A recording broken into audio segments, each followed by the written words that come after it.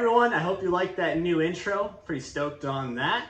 But let's go ahead and jump right into our weather today. So for weather, currently we are seeing overcast skies with a little drizzle here and there in the Long Beach area, with clear skies in the forecast later in the afternoon, and that looks like when our wind will start to hit as well. So let's go ahead now and take a look at our wind forecast for today. So on your screen there, you're gonna go ahead and see our WF, WRF forecast.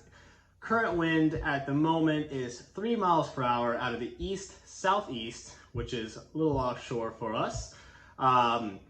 As the day progresses, it looks like around early afternoon, we're gonna have a little bump around 2, and then kind of a drop off to another bump later in the afternoon around 4 o'clock. Now, when I see up and downs like this, it could kind of go two ways. Either you could see no initial bump in the beginning of the afternoon, especially when it's overcast skies like this early in the morning. That's really hinging on how it'll start to clear up. And then that later bump, 4 o'clock, looks like when the wind is actually gonna kick in. So it could really go two ways. You're either gonna get very little wind in the morning and then finally that bump at 4, or you could actually get a nice gradual increase in the morning that'll just stick on throughout the entire day. So it really depends on the clearing in the morning. That's all we have for weather. So for our topic today, we're gonna be discussing the 4 main kite spots here in Southern California, and a little brief on each spot and what it would take to get you to each of those individual spots. So we'll start off with the first obvious one, Belmont Shore, this kite spot we all know and love, the one we talk about in the vlog every day. So pretty straightforward here. Some big characteristics of this beach that make it a great spot for beginners all the way to experienced riders is that you have a large beach. There's the break wall, so that prevents any waves from coming in and makes it just a choppy water spot, which is ideal for beginners and for foilers.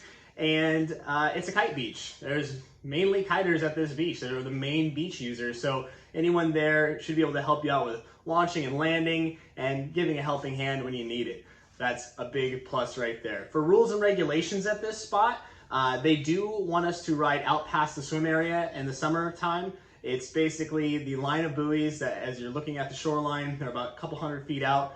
We have to do all of our powered riding out past those buoys. So transitions, jumps, riding at speed, all need to be out past those buoys. Other than that, you can ride as far towards the pier as you like, as far down towards the jetty, and as far out as you like, even all the way out past the island. A couple things to watch out for when you're kiting in Belmont are stingrays. We do have a ton of stingrays there, especially in the summer months when things are warming up. So make sure to shuffle your feet when you're going into the water and body drag as soon as you can to prevent getting stung by a stingray. It's not a really fun feeling, so make sure to avoid those.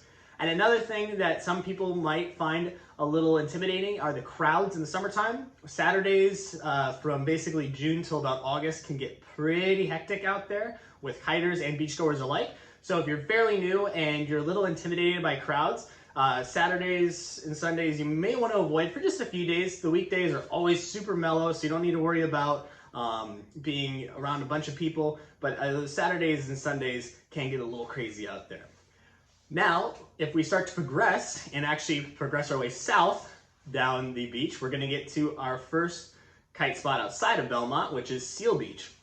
Now, Seal Beach is a slightly above beginner level to intermediate level, all the way to advanced. And the reason why it's that higher level is you're in a little bit smaller of a riding area, and you need to be able to stay upwind to avoid the Seal Beach pier.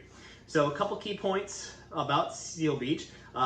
It's a smaller wave spot. There are small waves that roll in, but for the most part, it's a lot flatter water compared to as we get to the wave spots later on. It is a large beach, which is nice. And it has a grass or a fake grass area by the parking lot for you to pump your gear and get everything set up. And then at the end of your session, you can wrap down on that, and that way it keeps everything sand free. So that's kind of nice. For rules in that area, in the summer months, they do have us kite on the northern part of that beach away from the pier in the public.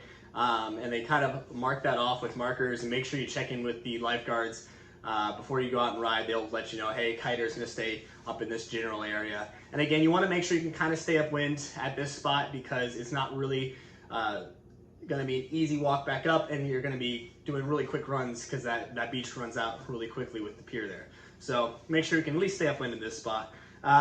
They do have stingrays here as well, so shuffle, and it can get crowded in the summer months just from general beachgoers and kiters. So another thing to maybe think of when you're going out on a Saturday and Sunday. As we progress further down the coast, also we need to learn a little bit more for our kite skills and progress, because we're now into Sunset Beach. Sunset Beach is a higher level intermediate to advanced spot because of the waves and the beach setup. So there are small to large waves at this spot, which can be great for those of you who are wave riding. It's a smaller beach and it's a launch and go. So basically they want us to get our kites together. As soon as it's up and flying, you hit the water, you go out and ride, and then you come in and land immediately. There's no beach practice here. You want to make sure that you're efficient and able to really self-launch, self-land. There are other kiters there that can help, but you want to make sure that at this point you can feel pretty comfortable on your own if there is no one else around to help you out, because it might be just a few beachgoers here and there. As for rules and regulations in the summertime, they do set up certain spots for people to enter and exit the water, so make sure to check in with a lifeguard in the summer months. It's mainly going to be between PCH and Warner up to Anderson Street. So keep an eye on those spots. When you go out, just ask the guards and they'll pretty much tell you where to go and how to set up and where you should get in the water. As we progress even further down the beach, further south, we need to progress even more in our kite skills. We're now at Huntington Beach, my home spot. This is a higher level intermediate to advanced spot for a few different reasons. The first is getting to what makes this spot a great spot to ride. Here you're going to have more small to larger waves, especially more medium to large waves, and it is a large beach, but it does have a lot of tourists and a lot of people, and it's not necessarily known as a kite beach. It's more known for its surfing, so you're going to see a lot more surfers in the water than you will kiters.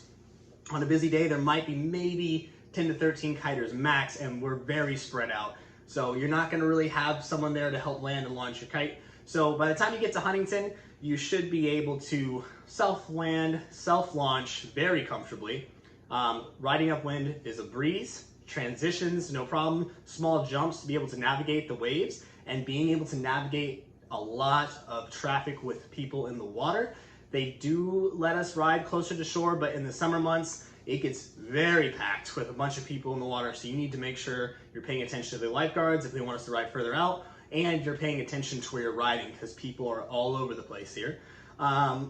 In terms of rules and regulations here, your riding area is pretty large. You can ride from Dog Beach, which is at Sea Point and PCH, all the way down to Tower 10, which is just 2 towers north of Huntington Beach Pier.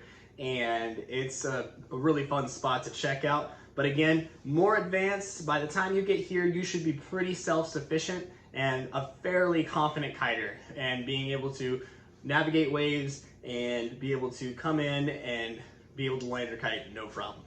So those are our kite spots. Hopefully that information can clear up a little bit of uncertainty you might have about traveling to another destination. And if you have any questions about any of these 4 spots, feel free to leave us an email or comment below. We'll be happy to help you out. Or you could even come by and stop by the tent and ask us a few questions about those spots, and we'd be happy to help you and give you more information. So for the blog, or for the vlog I should say, I just wanted to give you an update on that as well. You saw the new intro, gonna have a new outro here in a second. Pretty stoked on those. For the editing and putting videos together, what I'm gonna start doing, instead of doing a daily video, the videos are going to be on Mondays, Wednesdays, and Fridays, okay?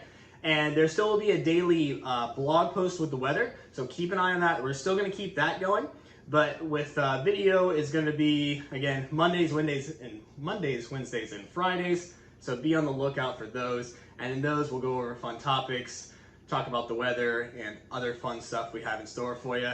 So for the next video, check us out here on Friday, but be sure to check again tomorrow for just a daily write-up over our weather. All right, everyone, have a good one. Happy kiting.